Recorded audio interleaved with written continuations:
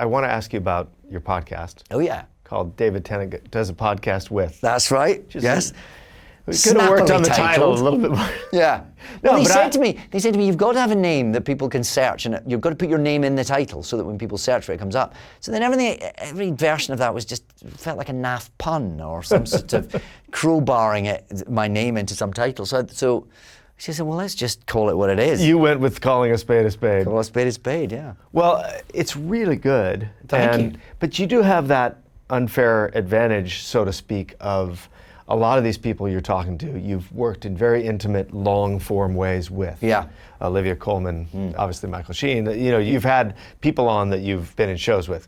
And what I'm curious about is, after being on the other side of interviews for so long, when you had to kind of switch it around, did you get a whole new appreciation for sort of having to be on the other side of that? Oh, without a doubt. Yeah. But I'm keenly aware that I'm not a journalist, it's not my skill set. And in a way, when I set out to do it, I thought, do you know what, because this isn't my job or my world, if I'm no good at it, it's fine. So I allowed myself But do you really feel that way, or do you still want to be good at it? Of course, you want to be good at it. Of course you want to be good at it, but I felt liberated by the fact that if I wasn't, didn't matter.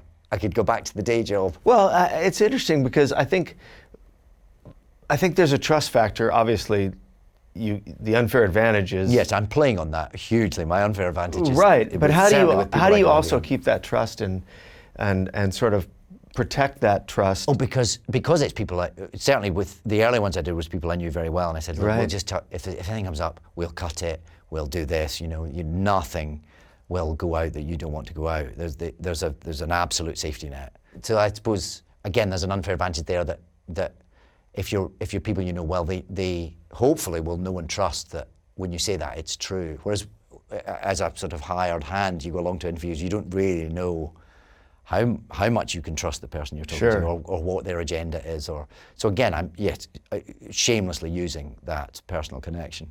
Have you yet done one where you didn't know the person well? There's a couple of people Samantha Bee I'd never actually met. Oh, really? I'd done a bit of work for her show, and we share an agent. Okay. But that's it. Tina Fey I didn't really know. Whoopi Goldberg I had met a couple of times.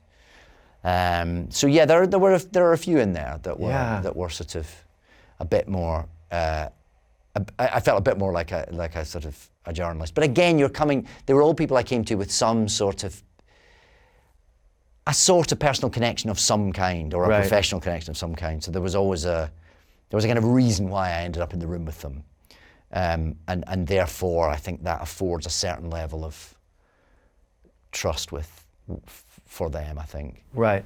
Do you find that you can't help but have your own personal things slip out, even as the host, that you end up having to share more about yourself in the spirit of this is a real conversation? And a little bit. For instance, the one that I did with Olivia Colman, she said something which I'd never realised, is that she found the act of becoming famous very difficult, and it ended up going to therapy for it. And she'd never told me that before. I hadn't realised that. I know Olivia very well. And in that moment, I had ended up admitting to her that I'd done exactly the same thing. And that was not something we'd never shared in real life. And it's interesting, sometimes you don't know how you feel about things yourself. You keep certain things back, and you don't always entirely know why you do it. Like, and in that moment, and it was like it lasts for like seconds in the podcast. We just exchanged that fact with each other. And then the producers of the podcast went, we'll take that out, right? And I thought, will we take that out?